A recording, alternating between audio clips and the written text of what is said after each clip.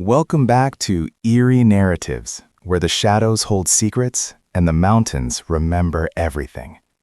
Tonight's tale takes us deep into the hollows of the Appalachian Mountains, where the fog never quite lifts and some loves refuse to die. This is Ghostly Claim. If you're new here, hit that subscribe button and turn on notifications, because these stories get darker the longer you stay. Let's begin.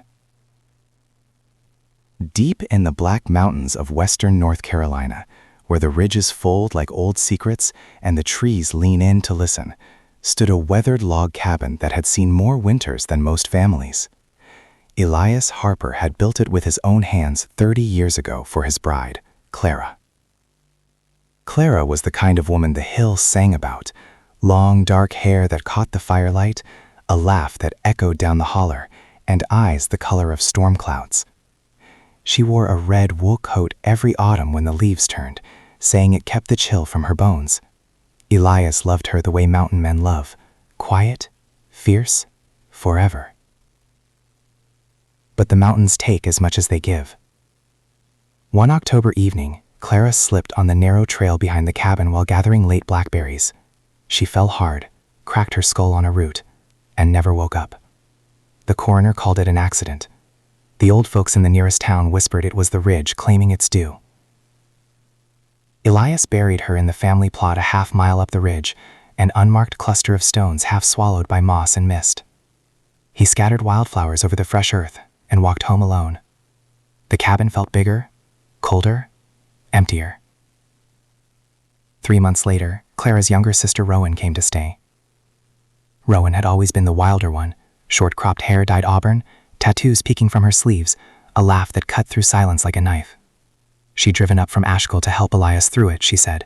She brought groceries, fixed the leaky roof, and sat with him on the porch swing while the wind howled through the pines.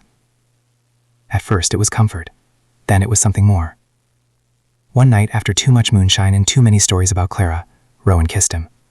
Elias didn't pull away. Guilt gnawed at him, but loneliness gnawed harder. They started sharing the bed. The cabin felt alive again. That's when the red coat appeared. Elias first saw it one frostbitten dawn. He stepped onto the porch with coffee and froze. Down by the tree line, half hidden in fog, stood a figure in Clara's red coat, long hair whipping in the wind, face toward the cabin. When he blinked, it was gone. He told himself it was grief playing tricks. But Rowan started changing. She began humming the old lullaby Clara used to sing, the one their grandmother taught them, the one Elias had only ever felt Clara whisper. Rowan claimed she'd never known the words. She started wearing red, first a scarf, then a sweater, then that exact shade of wool that made Elias' stomach twist. She cooked Clara's venison stew the exact way, same pinch of thyme, same slow simmer, without Elias ever telling her the recipe. Nights grew worse. Elias would wake to find Rowan sitting straight up in bed, eyes wide open, staring at the wall, in a voice that wasn't quite hers, deeper, softer, unmistakably Clara's. She'd murmur, "You promised forever, Elias. You promised." He'd shake her awake. She'd blink, confused. What? I was asleep. One midnight, he found the red coat draped over the rocking chair. Not Rowan's, Clara's, the one they'd buried her in. The wool was damp, as if it had been out in the fog. Rowan started having blackouts.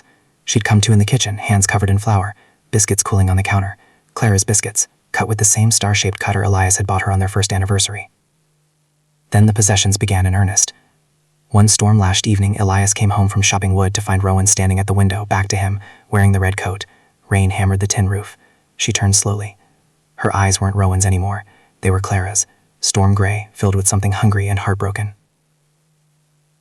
"You let her take my place," the voice said, low and wet. "In our bed, in our home." Elias backed away. "Clara, please, let her go."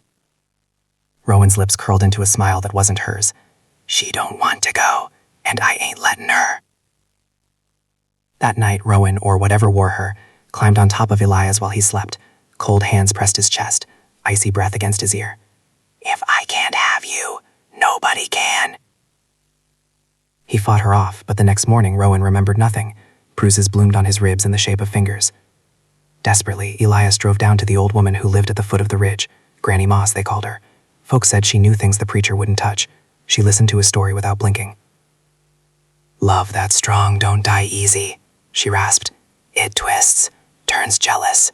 You want her out. You got to give her what she wants, or take it away permanent.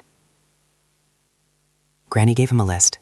Dirt from Clara's grave at midnight, pine needles from the tree where she fell, a lock of Rowan's hair tied with red thread, a candle made from beeswax and graveyard said, and blood, his own, to call her true name.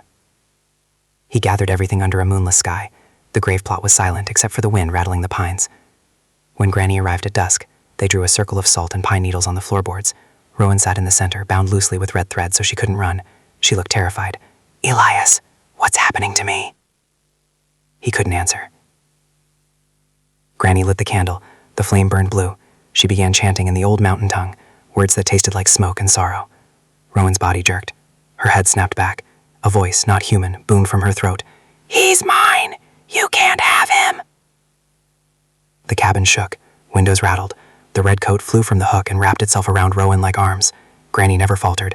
She poured Elias's blood into the flame. It flared green. Clara Ann Harper, Granny intoned. By dirt and blood and broken vow, release this flesh. Go to your rest.